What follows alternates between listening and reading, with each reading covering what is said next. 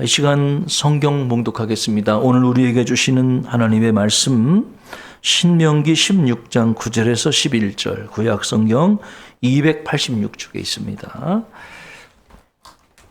저와 여러분이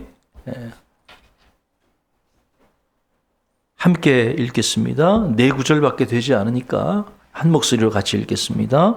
7주를 셀지니 곡식의 낫을 대는 첫날부터 7주를 세어 내 하나님 여호와 앞에 칠실절을 지키되 내 하나님 여호와께서 내게 복을 주신 대로 내 힘을 헤아려 자원하는 예물을 드리고 너와 내 자손과 노비와 내 성중에 있는 레위인과 및 너희 중에 있는 객과 고아와 과부가 함께 내 하나님 여호와께서 자기의 이름을 두시려고 택하신 곳에서 내 하나님 여호와 앞에 즐거워할지니라.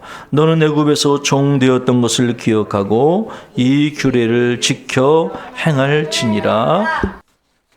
어떤 낚시꾼이 있는데 이상한 행동을 하고 있었습니다. 오른손에는 낚싯대를 붙들고 왼손에는 25cm짜리 자를 들고 있었습니다.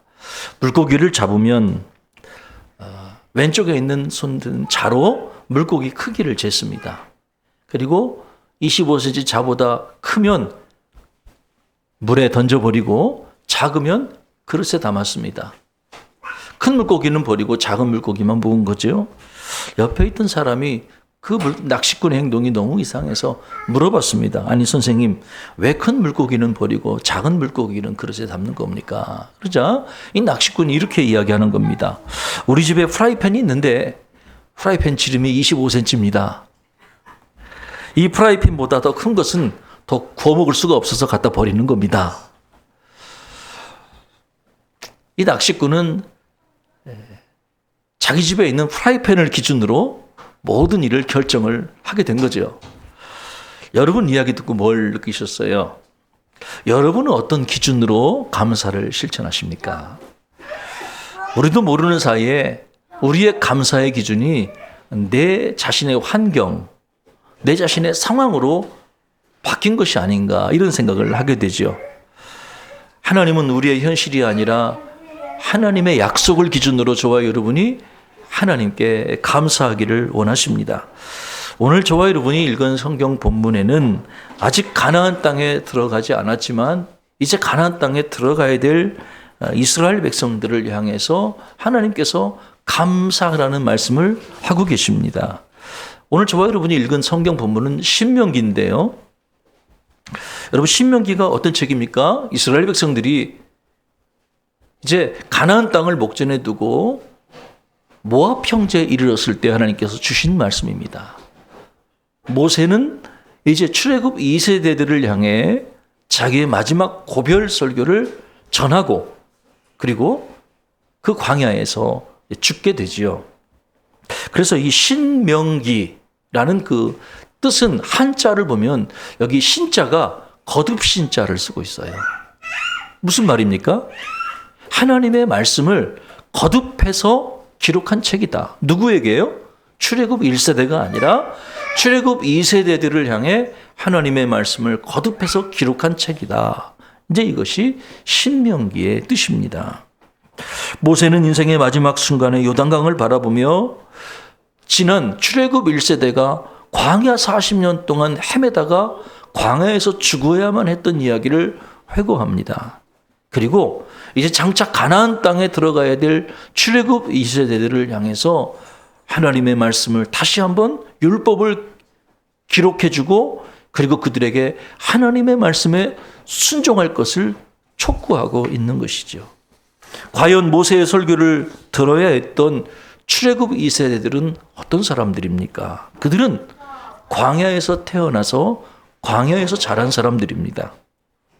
그들은 애굽에서 있었던 10가지 재앙도 직접 경험하지 못했고 하나님께서 이스라엘 백성들을 구원하시기 위해 홍해를 가른 위대한 역사도 직접 체험해 보지 못한 사람들입니다.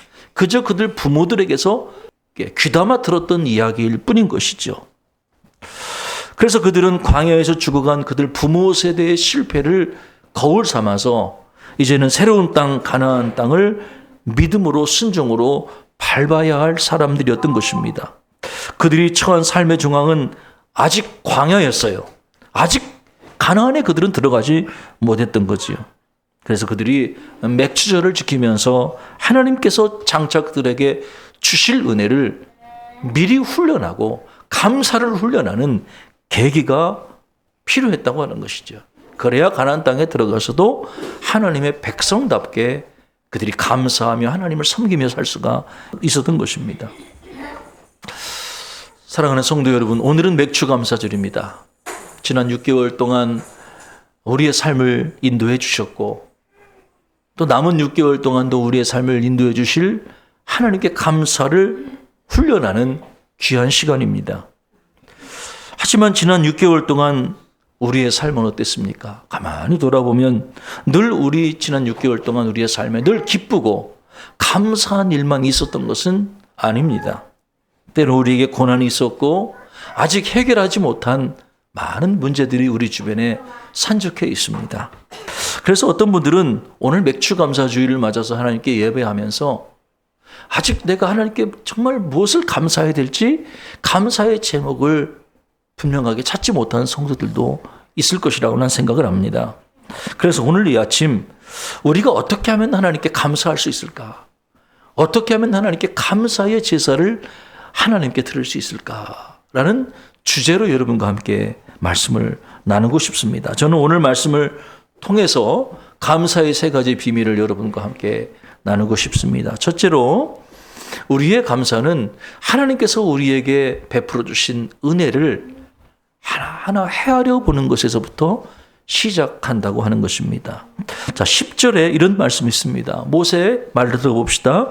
내 하나님 여호와 앞에 77절을 지키되 내 하나님 여호와께서 내게 복을 주신 대로 내 힘을 헤아려라고 말씀하고 있습니다.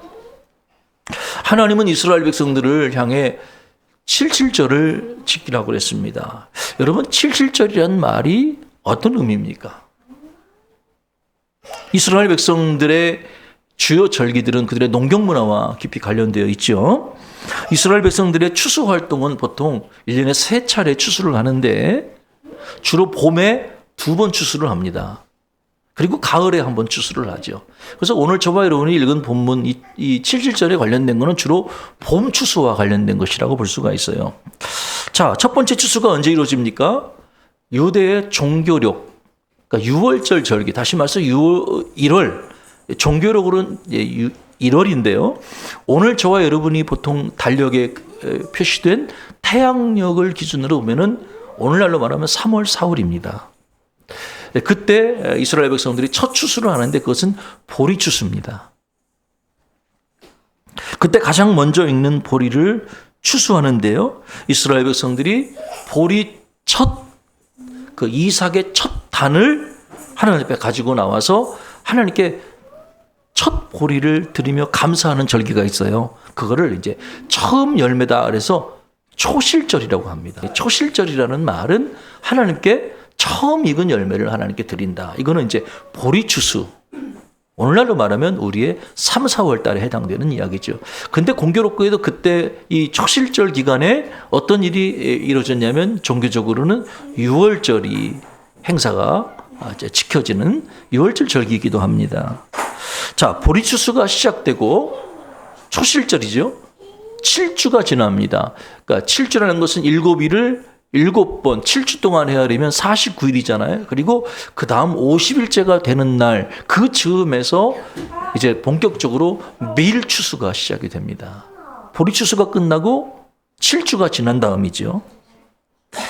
그래서 이 오늘 저와 여러분 읽은 이 맥추절을 지키라고 할 때는 그 77절 혹은 오순절이라고 불리는 이유가 거기 있습니다. 보리추수를 마치고 시작하고 이제 7주 50일이 지난 때 밀추수가 시작된다는 거예요. 그래서 우리가 맥추절, 이거는 밀추수와 관련돼 있다고 하는 거죠. 밀의 첫 수확을 하나님께 드리는 겁니다.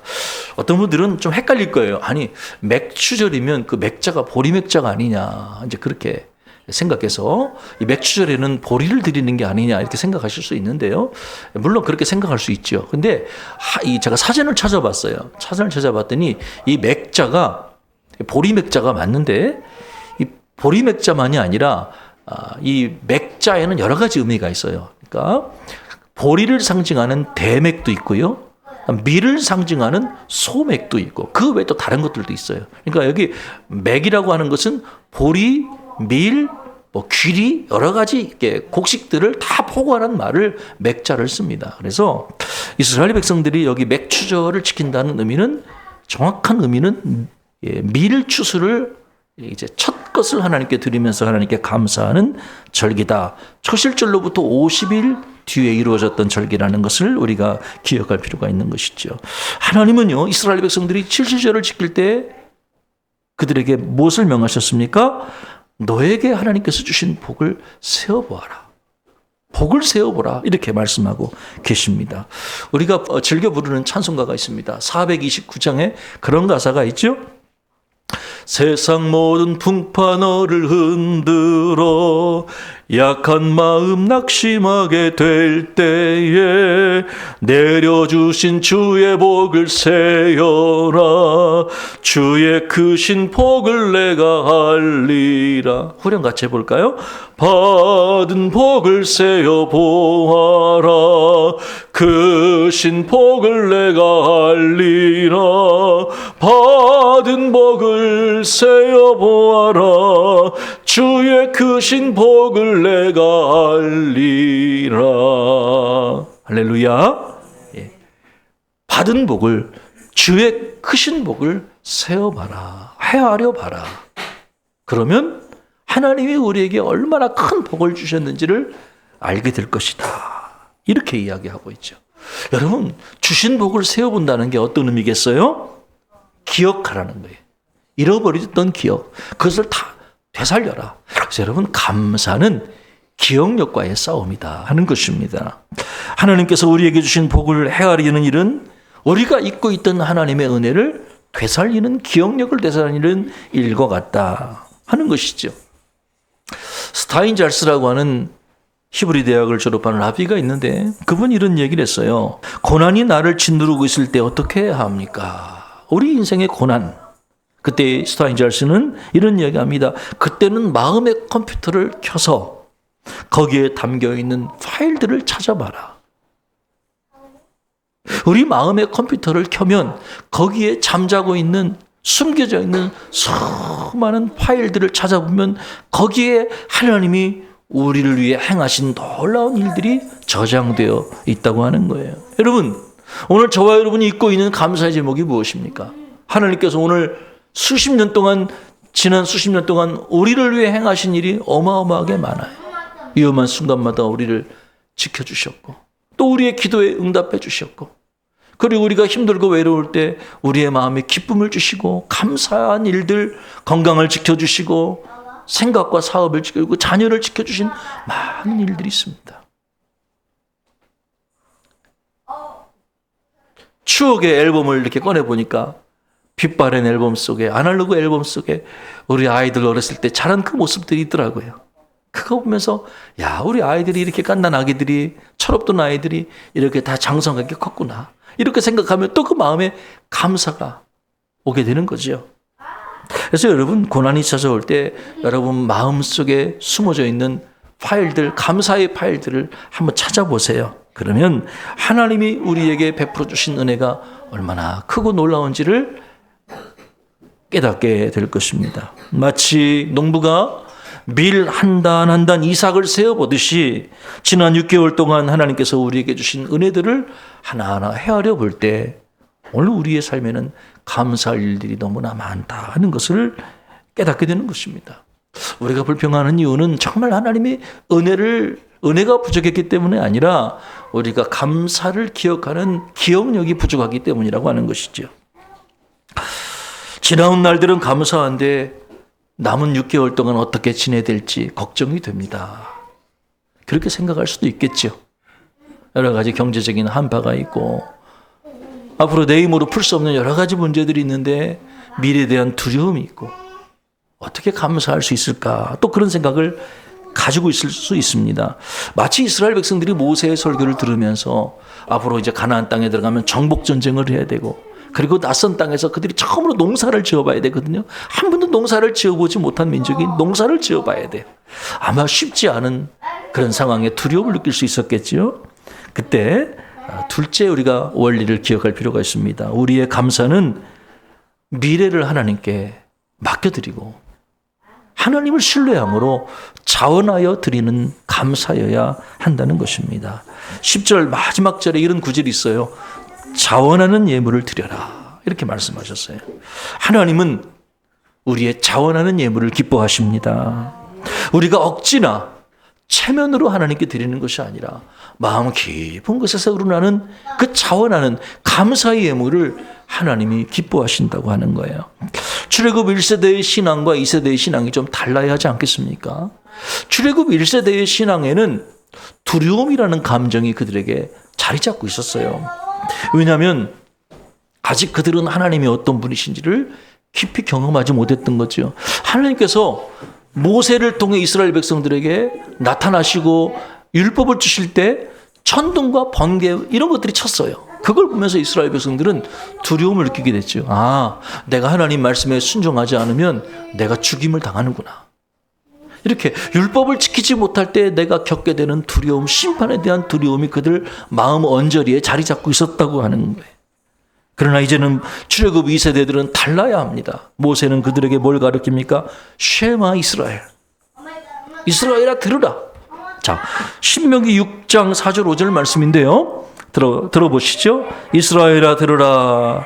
우리 하나님 여호와는 오직 유일한 여호와이시니 너는 마음을 다하고 뜻을 다하고 힘을 다하여 내 하나님 여호와를 사랑하라. 하나님을 두려워할 것이 아니라 하나님을 사랑하라.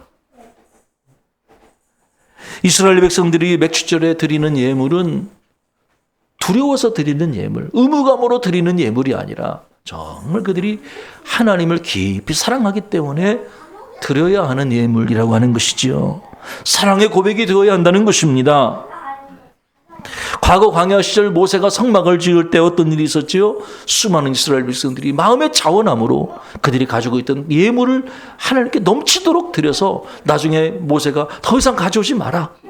이렇게 이야기할 정도로 그들은 자원하는 예물을 하나님께 드렸던 적이 있거든요. 맥주절은 1년 중에 딱 절반 7월 첫째 주에 드리는 예배입니다.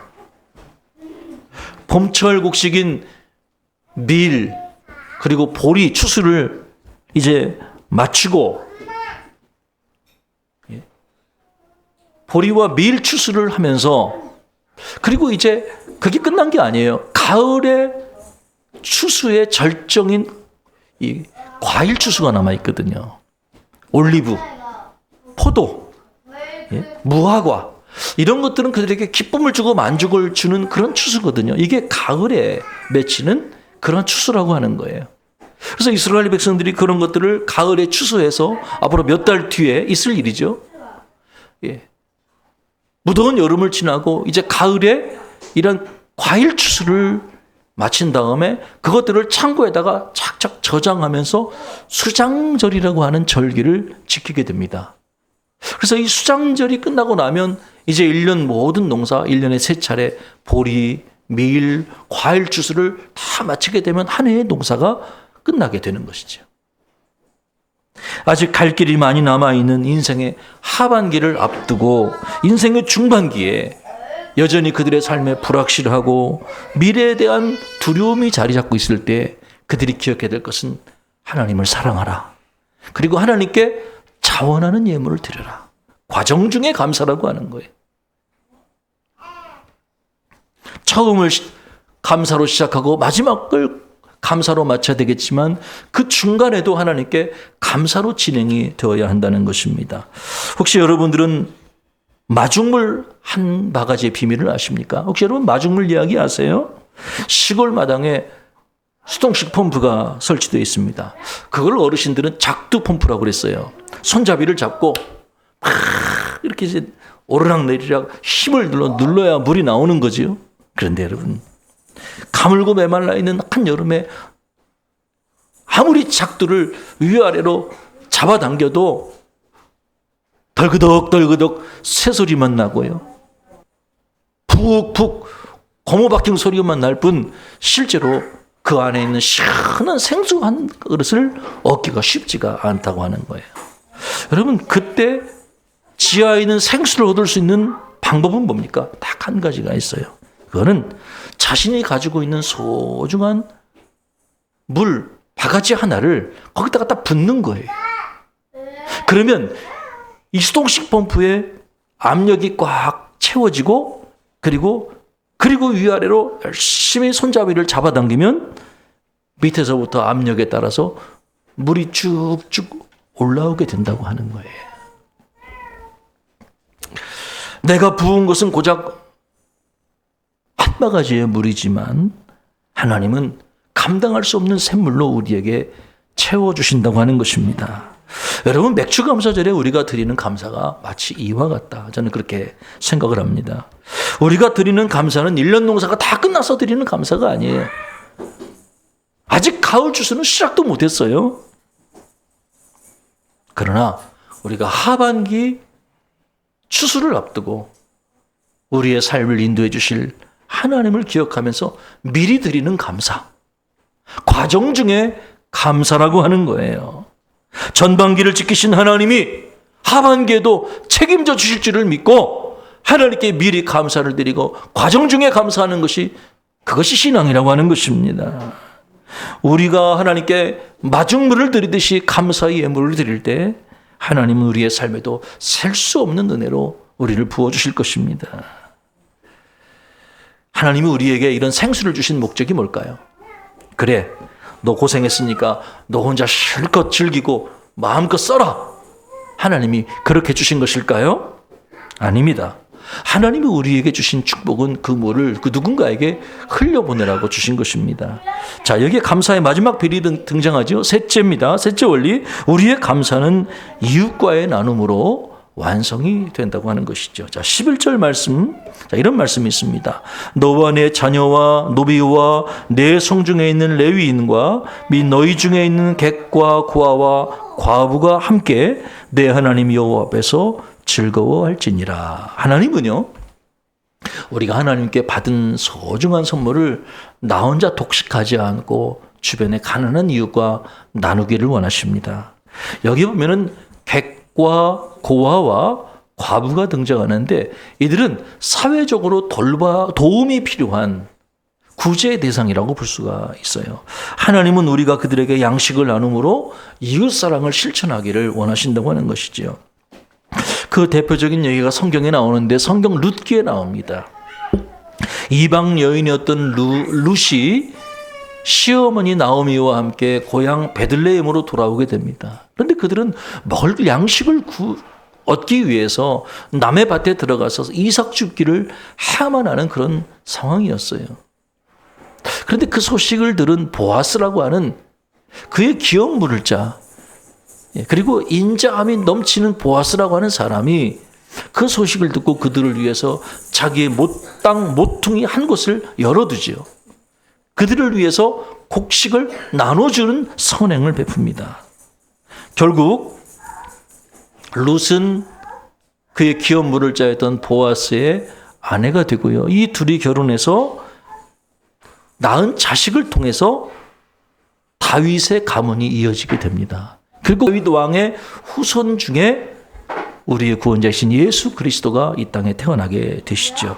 결국 보아스가 이웃을 사랑하는 실천을 했을 때 모든 인류가 구원받게 되는 놀라운 역사가 이루어지게 됐다고 하는 것입니다.